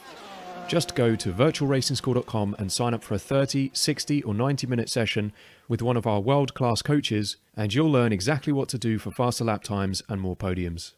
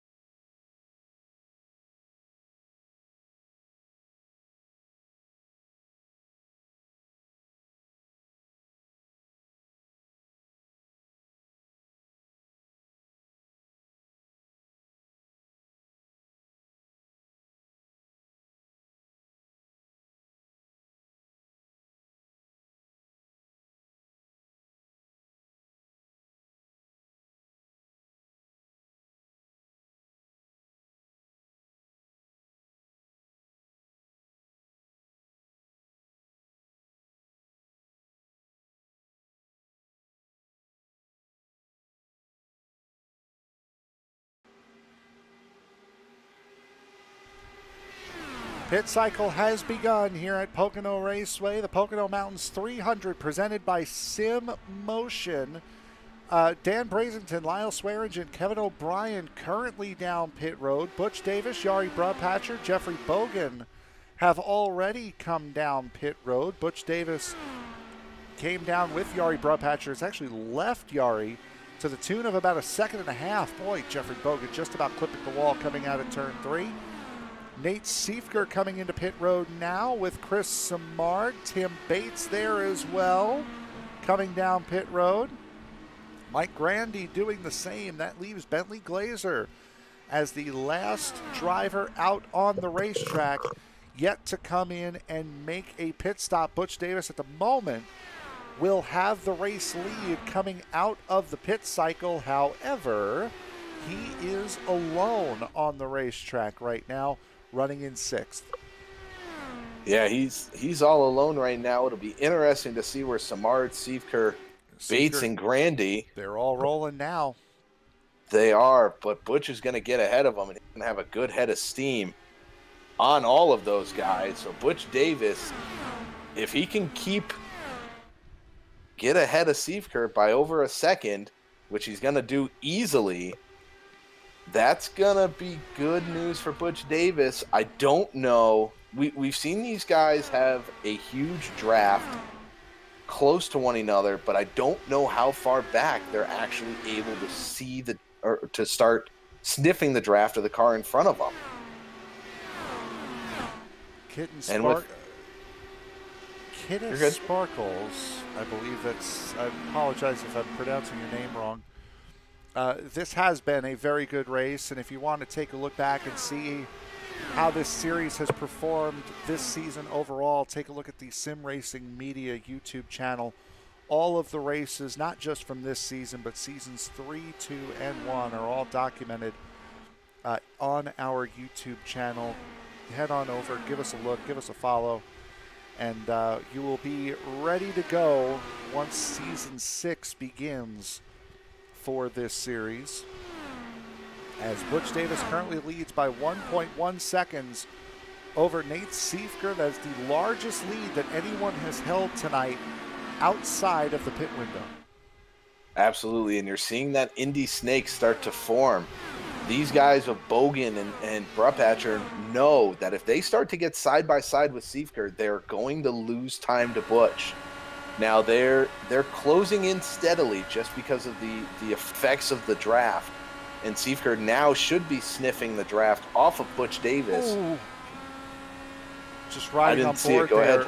Just riding on board with Yari Brubhatcher there. Had to back off big time in the tunnel turn losing out to Jeffrey Bogan on the inside and then just losing track position to Chris Walker on the outside. Walker a lap down right now after running afoul of the incident limit earlier on in the race tonight. So while Chris Walker may be the fourth car in line, he is currently 13th on the racetrack. First car 1 lap down. Yeah, absolutely, Frank. And these guys are the thing to remember as Seifert gets to the back bumper of Butch Davis here. There's one more stop. We are not done. Who's going to short pit it? Because they're going to be about 10 laps short. No, about it's within. Oof. It's between about 5 and 10. Yeah. Who's going to short pit it? Boy, if I don't think we're going to see a lot of guys. Sorry, go ahead. If a caution comes out in the final 5 laps, again, there's no green, white checkered here. That's it. If you're racing for a spot in the championship, do you come into pit, or do you let the car, or do you think you can put the car into the lowest engine map you can and coast for a couple of pace laps to see if you can hold your spot? Somebody's going to try it. I know somebody will, but this is such a long track. And the thing about this, these cars do not have an in-car starter. Nope. If we're able to get a good view of the back of this car from, about 5-10 foot away, you'll see underneath where they have their number it's kind of tough to see, but there's a shaft. There. Oh, I'll be able to explain that it. Went a little too quick there. Let's see what Butch Davis could show us here as Nate Seifert allows him to go by. There you see it right under. I think you may have just been able to see it. It's under the light, the red rain light on these cars. There's a little metal shaft between the floor and the light. That is where the starter would go. And Greg, I'm sure you're going to tell us how look it at this 3 wide. Sorry, while I was matching a similar view, they went 3 wide there. Bogan shooting it up the middle. So yeah, these cars have an external starter. So when they go to line up on the grid, easy boys. Gee. Let me get through explaining this, and then you can go back to the aggressive racing. Championships wrapped up. Butch is going for 3 in a row here. There's no letting he off. Wants it. So here's the synopsis. Oh, I don't think you're going to get it. Tim Bates somehow makes a save going into the pits. I missed it. I didn't see it. Boy, he had a moment and a half. I'll say that. I'll let you show the replay. You just tell me when I'm good to start talking again. Boy. We'll take a look here in just a second, as he'll definitely be getting a pit speeding penalty for that. Most likely. As we'll see here. Watch how loose he gets off of this. Oh, he hit the wall and it threw him. Oh, and he did clip the barrels at the end of pit lane, but nothing too severe. Apparently Netcode has popped it back in place. So Netcode does have its benefits. It does on occasion, but I believe you were saying something about an external starter. Yes. So when they go to start on the grid, one of the pit crew members will take this external starter, go to the back of the car, and when they say, driver, start your engines, they stick it in, essentially click a button, and it starts turning over the engine. And when that happens, there is... of course, the spark and everything will ignite the fuel, it starts burning, and it starts the motor that way. You don't have an internal starter like you do on the NASCAR side of cars. So the key that I was trying to get to, Frank, to answer your question, that if you get in that 5-lap window and you're tight on fuel, you cannot shut the car off. And if you do, you better pray that you can clutch start it. Well, you'll be rolling. All right, boys, I'm done. You're rolling, so that might be a viable option. Well, these do have the neutral switch, or the anti-stall switch. So I've done it. It happened to me in my Indy 500 because I'm so used to the Cup cars and the other NASCAR cars that I shut my motor off. I had it die on me, and I had to tow it back to pit road to get it refired because I couldn't get the clutch start to work because of the anti-stall. And again, so it's possible I've done it, but it's not recommended. You can, so bottom line is, if you can get it back to the box, you can get it restarted. If you stop right around here, let's say, you're toast. Yes. Dan Inch has come down pit road now for what would be the final time for the number 52 ALZ.org machine. Final pit stop of his season being worked on. Dan Brazington coming in as well in the 29. Brazington led quite a number of laps earlier on in this race. He did, and Inch is not going to be able to latch onto the back end of that pack, so this is going to hurt him for a little while. Brazington, I don't think will be able to do the same. So both of them will be out in open air. As up front, these guys, I would be expecting these guys to run this tank as empty as they possibly can right now, which may be. Go ahead. Of the 7 guys that you just saw on screen there, only 5 of them are for position. Bogan, Davis, Siefker, Brupatcher, and Glazer are for position. So is Lyle Swearingen there. The 23 and the 12 are laps down. Again, Walker ran afoul of the incident limit earlier on. We saw him take his pass through. Mike Grandy came into pit on lap 97, so he has done his final pit stop and is running in the pack. Yeah, and the thing to remember with those guys, since they are all on the same pit strategy, or similarly enough, they have to really be careful and hope that they get a yellow and then a quick yellow after that. Because what they need to do is they need to stay out, get their laps back, and then pray for another quick yellow so that they can come in, get their tires and fuel to get back on a comparable pit strategy as everybody else. Race recap, 3 DNFs here tonight. Timothy Emmanuel and Jake Walsh brought out the first caution that was back on lap 21. Timothy Emmanuel had an incident down in turn 1. The caution came out right around here as Walsh pushed up into the outside wall. Emmanuel was there and had nowhere to go, did either one of them. That was caution number 1. Caution number 2, Chad Simpson going sideways off the side of the 23, allegedly. I say allegedly because of netcode, ending his championship hunt. He was looking for the championship. He had won it back in Season 3, looking for number 2, and unfortunately came short by about 58 laps of possibly doing so.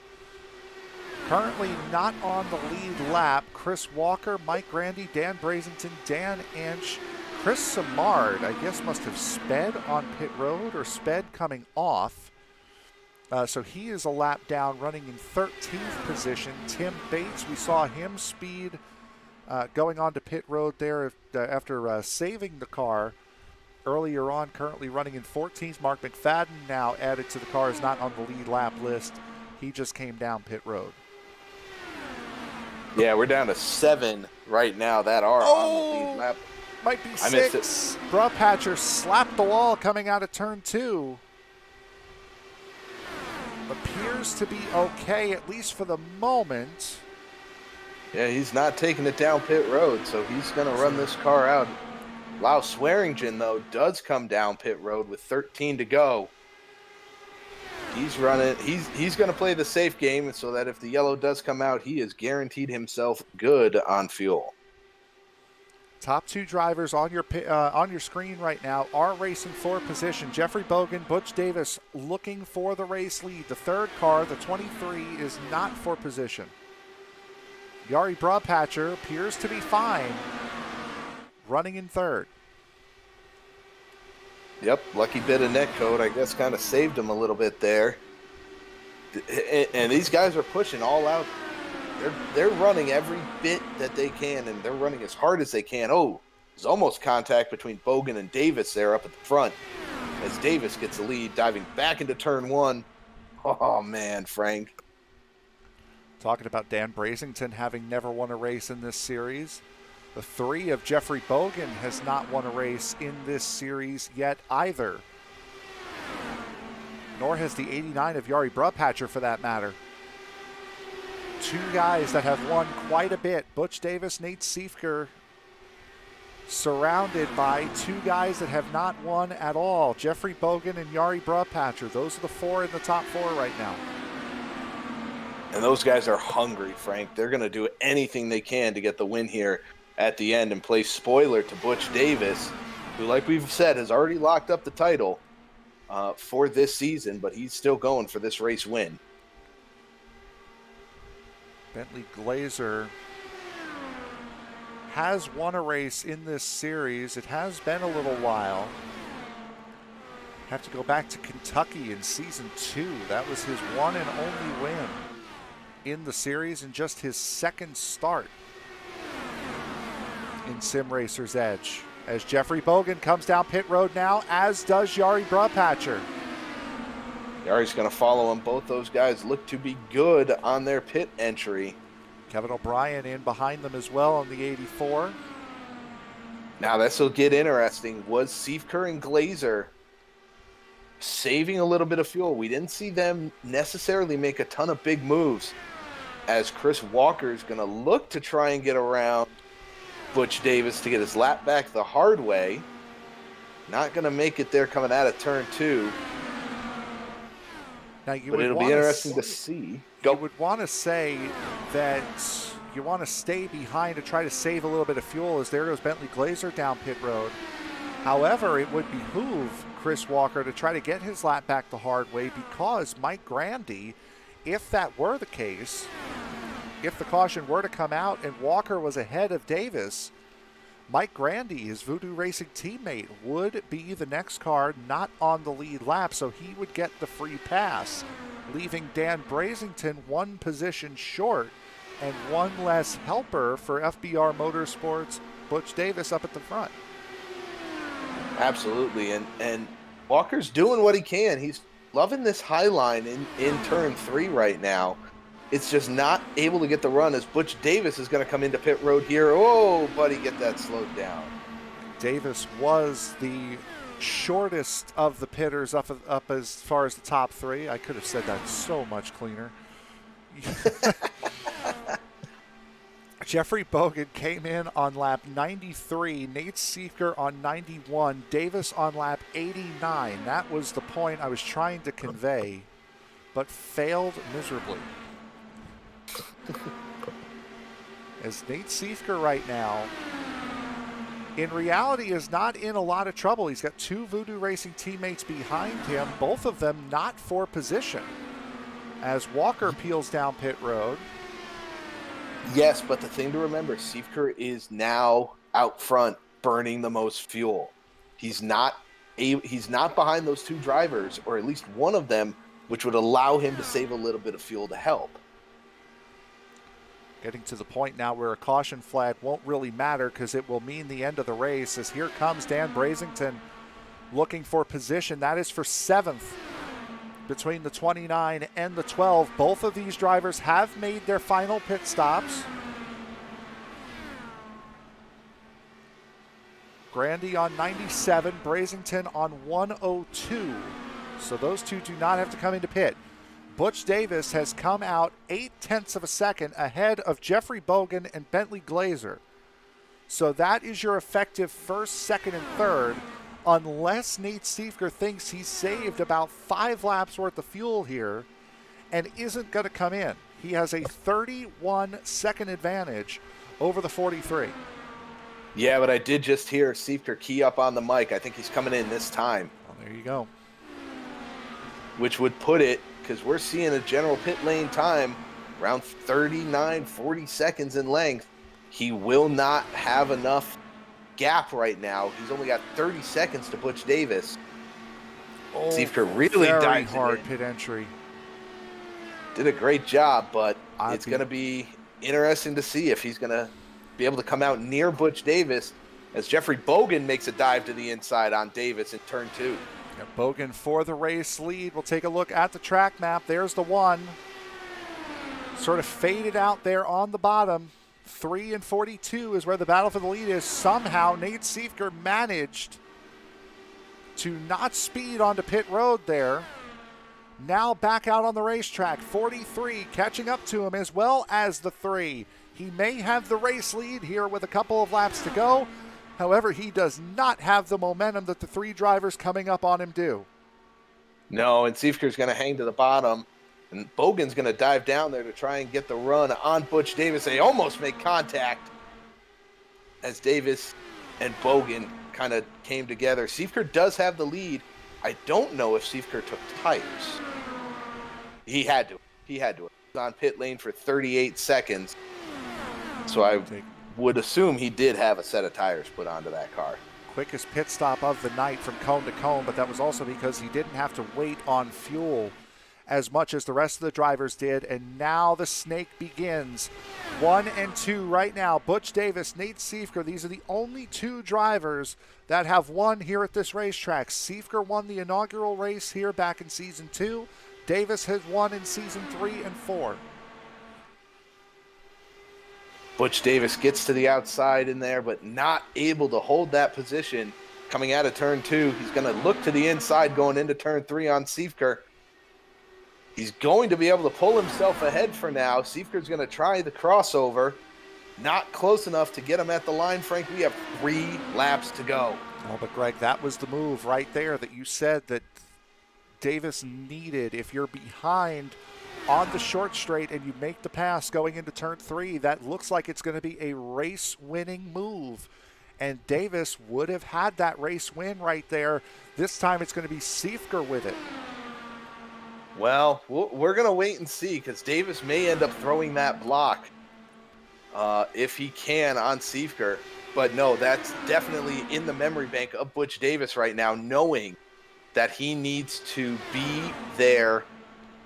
As right now, he's going to have that lead. He was able to pinch Siefker down. That's going to put Siefker and Bogan side by side. Here comes Bogan for the lead with 2 laps to go. Those 2 fighting in defense of each other allows Jeffrey Bogan to slide right on through. 2 people very, very known to victory lane. One has never been there. One has been there in season 2. In the top 4 right now, all racing for the win. P5, Lyle Swearingen, 5.5 seconds away. As they come out of turn 2, Butch Davis has the lead by about 1/10 of a second over Jeffrey Bogan. And Siefker, Bogan kind of stayed in that middle line, which forced Siefker up. White flag in the air this time, Frank. Who is going to be in position as Bogan throws a big block on Siefker? They're going to be 3 wide down the front stretch going into turn 1. Absolutely incredible racing between these guys. Siefker down on the bottom. Jeffrey Bogan out very close there between Butch Davis. Is Davis now looking to the middle? Nate Siefker on the bottom. Boy, oh boy. Siefker's got that in mind. Watch Bogan here. Bogan's going to get to the inside of Butch Davis. I don't know if he's going to be able to clear. He is. Jeffrey Bogan clears coming out of turn 3, Frank, as I go down the front stretch. Bogan makes the pass. He is going to get his first ever Sim Racer's Edge win to close out season 5. But the man he just passed is the big winner here tonight, because he is your season 5 champion, Butch Davis, his first championship in Sim Racer's Edge. What a move from Bogan. He timed that perfectly. He knew exactly where he needed to be coming out of turn 2 to put himself in position to make the pass into 3, and he timed it perfectly. Watch the move again here. We'll watch it from above. Jeffrey Bogan put himself in one heck of a position on the inside, getting about as close as he could. Also completely ignored in that. Look at the move that Bentley Glazer makes for 3rd here. And then the run to the line. What a race. What a finish. You know what, heck, we'll back it up a little bit further. More battling. This is going down Long Pond, or coming out of turn 1. Bogan hanging on the outside, has the momentum. Boy, Butch Davis almost got sandwiched out by Siefker there. Siefker backs out to not go 3 wide into the tunnel turn. Unfortunately, that's what does it for him. Great crossover move to take the momentum from Jeffrey Bogan in the 3. And takes the race win, his first in Sim Racers Edge. And right now we will bring in our second place finisher, but more importantly, our Season 5 champion, Butch. It may not be as intense a moment knowing that you had it 60 laps into the race, but congratulations, you're champion for Season 5.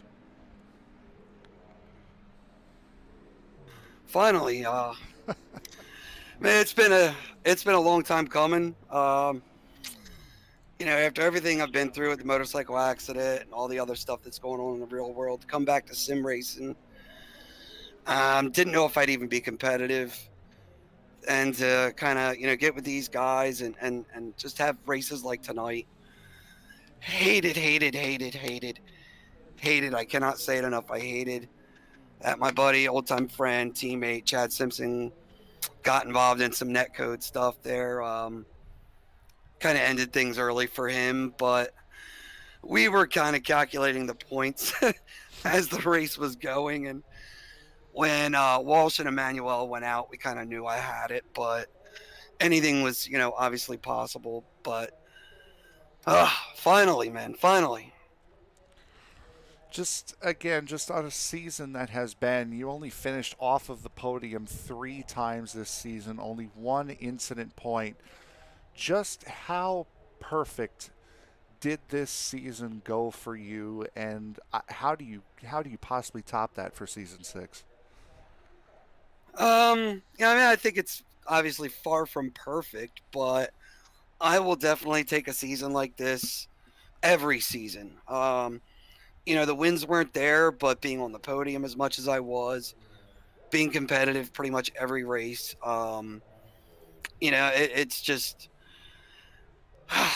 it was good, man. It's been a while since I've had a season like this. Those that have known me over the years know that this is kind of what my seasons used to look like back in the day, usually with a lot more wins. I'm a lot older. I'm a lot fatter, and I'm a lot slower than I used to be. So, I'll take what I can get now. Well, and you're going to be taking a championship. But first, before we focus again on the big picture, let's go back and take a look at just this race. How much fun was it, just the going back and forth, the taking the runs, the constant side-by-side racing? What was it like running here tonight? Pocono is the poster child for what an IndyCar race should be. You get some monster runs. We have a setup that we can put the car anywhere on the track, from the wall to the apron.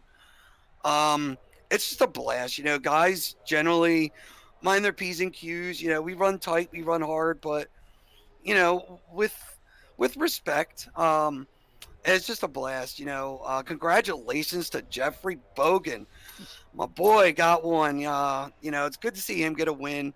Good to see Glazer up there, with a podium.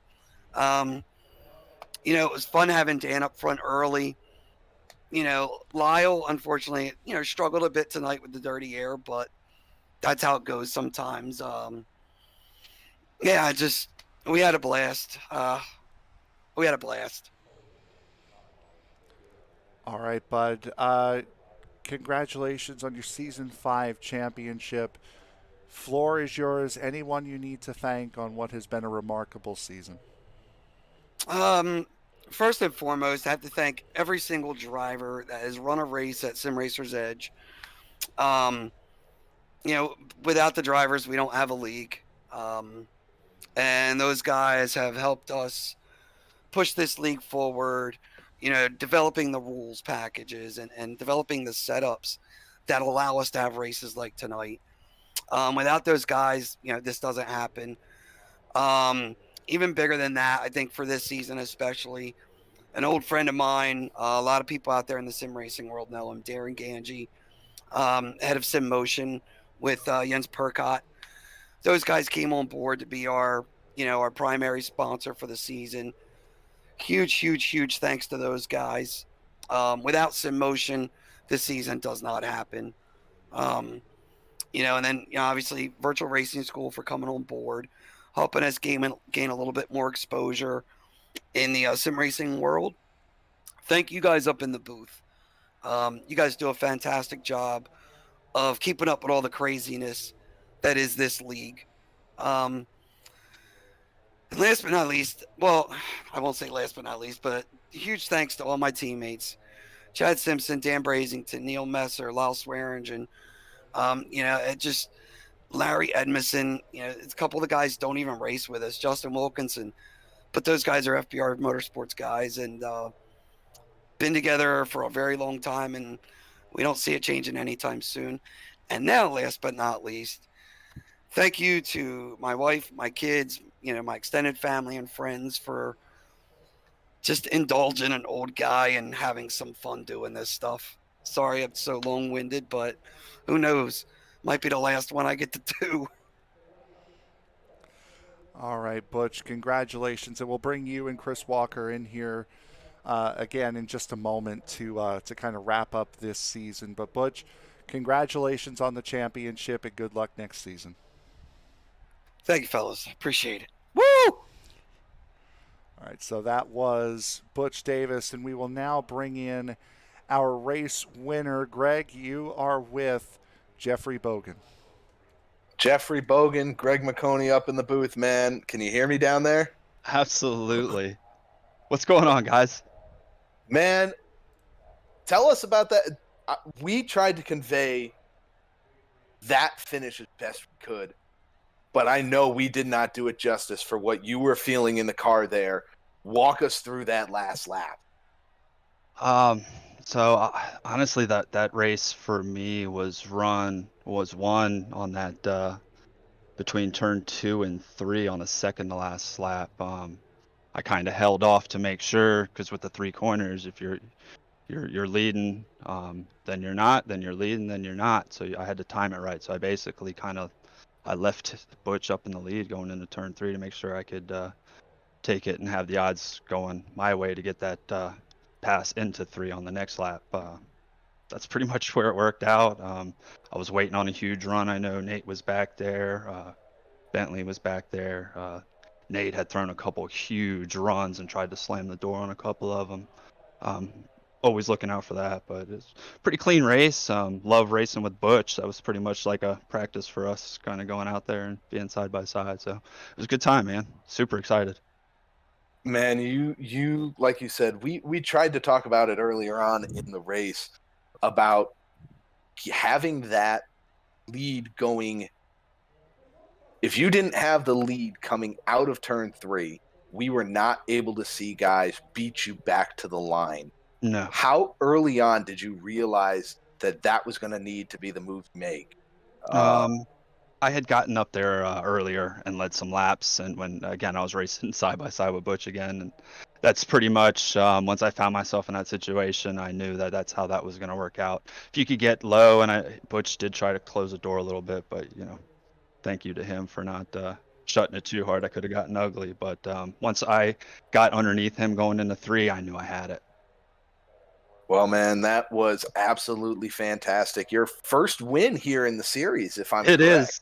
I won an out of season race, a recruitment race, but this is my first season league race win. Coming on a big track, I tend to do pretty well on these bigger ones where I can draft. Super excited. I got to thank some people here. First and foremost, let me thank the admins. They do a lot to kind of keep this league going. Between the setups and practices, everything, a bunch of super cool guys. Glad I met them. Thank the sponsors, SimMotion, VRS, teammates over at 3 jokers or 2 jokers or whatever we are these days.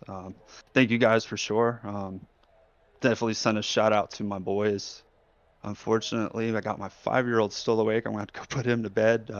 So, hey, Caden, what's up, Ty? Finally got a win. We're going to celebrate. Well, Jeff, go out, go celebrate with your family, man. You earned it here tonight at Pocono. Man, congratulations once again. Everybody, your first-time winner officially here in the Sim Racers Edge Series, Jeffrey Bogan, man. Yeah, Congrats. boy. Great season, and can't wait to see you next year. Absolutely. Thanks, guys.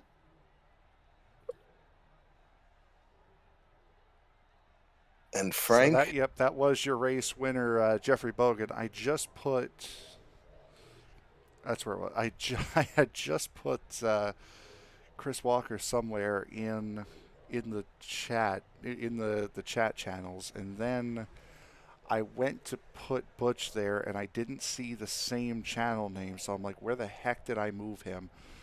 But Do you need me to move them for you? I got them. Found them both, and they are both here right now. Chris Walker and Butch Davis, the two of the admins of this series, guys.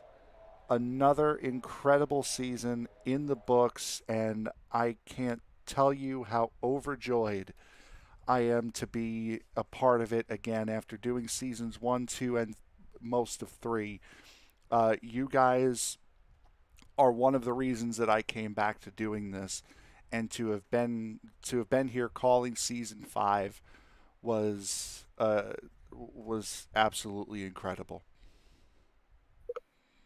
We definitely missed you. I think I've made it abundantly clear, that our primary goal was securing your services for season 5. So, believe me when I say Sim Racers Edge as a whole is very, very thankful to have you back.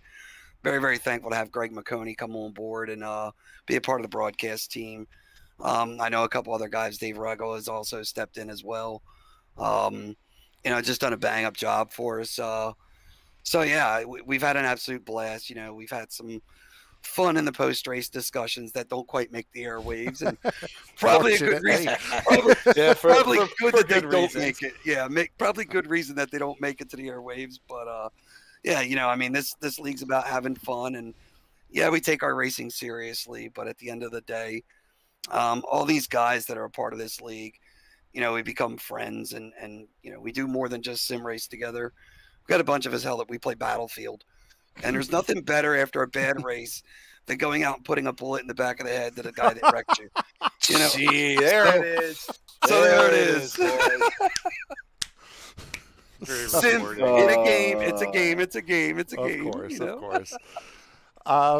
Chris, any hints that you can give us for season 6, where some of the schedule might be coming out, when the season might be starting? Anything to get us excited for next season?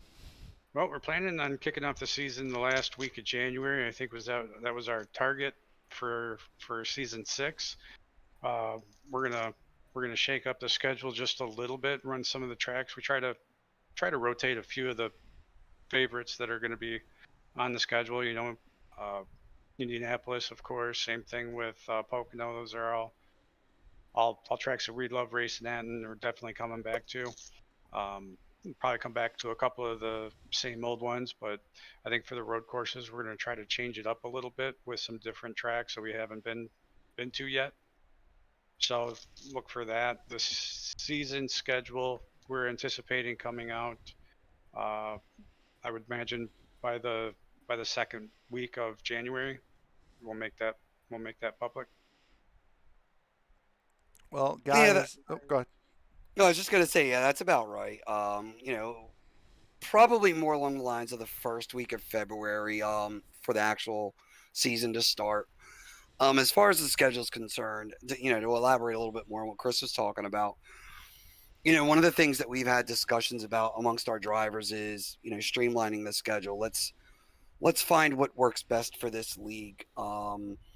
As far as, the enjoyability of driving these cars in a racing environment and just the racing itself. And, with that, like Chris said, you're going to have quote unquote fan favorites, Michigan, California, Pocono, Indianapolis, of course.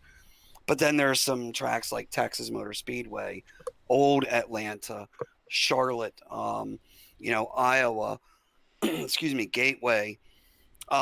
One thing that I will throw out there ahead of time is that our small contingent of Australian drivers will be very, very happy to learn that Phillip Island will be making its debut on our schedule for season 6. So that'll be fun going there and, giving those guys that race in this league an actual home race. Yeah, and that's a fantastic racetrack to be going to. We've called a couple of races there, and every single one of them have been incredible to watch. So, guys, the floor is yours. Anything else you want to promote for season 6? Any final words to close out season 5? Whatever you guys need to do, and whoever you need to thank, floor is yours. Yeah, I would definitely want to thank you guys for coming on board with us for season 5. It's definitely been a pleasure to have everybody in the booth. We've had some special guests commentating too, Wesley Outland, and it's been a pleasure having him in the booth too for a few select races. We want to definitely thank our sponsors, Sim Motion, for sponsoring our season this year. And we definitely want to thank our end of the season award sponsor, Virtual Racing School, as well. They help us with doing some additional streaming and some cross promotion. So we've been very fortunate to have those two companies on board with us for this season, and definitely want to continue that partnership for season 6. And I would just add, again, thank you to all the drivers. Thank you to everybody that tunes in and, watches and helps support us, supports our sponsors. We've had some great, race sponsorship as well this season from the Alzheimer's Awareness group through Dan Ench. Tim Bates bringing Purple Heart Homes on board. Carl Burke with Outdoor Cast Iron Cooking. Timmy Emmanuel with Black Flag Photography. And Mark McFadden with Commonwealth Motorsports. Every little bit helps and helps push this league forward. And, that's what we want to do. We're trying to continue to build and whatnot. And, we don't do it by ourselves. We do it, as a group. And that's the entire league, from the drivers to the admins to the broadcast crew. To our sponsors. So thank you to everybody for helping make this what it is. All right, guys, and congratulations on what has been another successful season, and we will see you guys again in late January or February whenever season 6 begins. We look very much forward to it. Absolutely. I will say right now, I will preface one last thing before I go. I know our champion has the opportunity to run the 1. I will not be running the 1.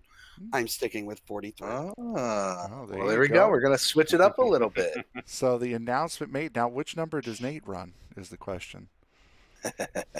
So Nate will likely he'll probably go back to the number 2. Okay. So there you go. So, guys, again, congratulations on another successful season, and season 6 will be here before you know it. Yes, Thank you, gentlemen. Thank you, Thanks, guys. Have a good one. You too. So, Greg, that right there will put a bow on just another incredible season here for Sim Racers Edge. And as we said at the top of the broadcast, it's really hard to believe that 4 months of racing have already come and gone. I still can't believe it, man. And with this being my first time, my first experience with this league, with this group of guys, and they blew me out of the water all season long, man. I can't deny it. This has been some of the best IndyCar racing that I have seen on the iRacing server, and that is full credit to these drivers, to this admin team that these guys have done. it is full credit to them. They have put on a fantastic season. Frank, I'm honored that you asked me to be in the booth with you all throughout season 5. Man, you and I always love getting in the booth with you. It's such a fun pairing for the two of us. I love how we click and work so well together. I'm hoping to be back. I hope they extend the invitation to have me back in the SRE family for season 6.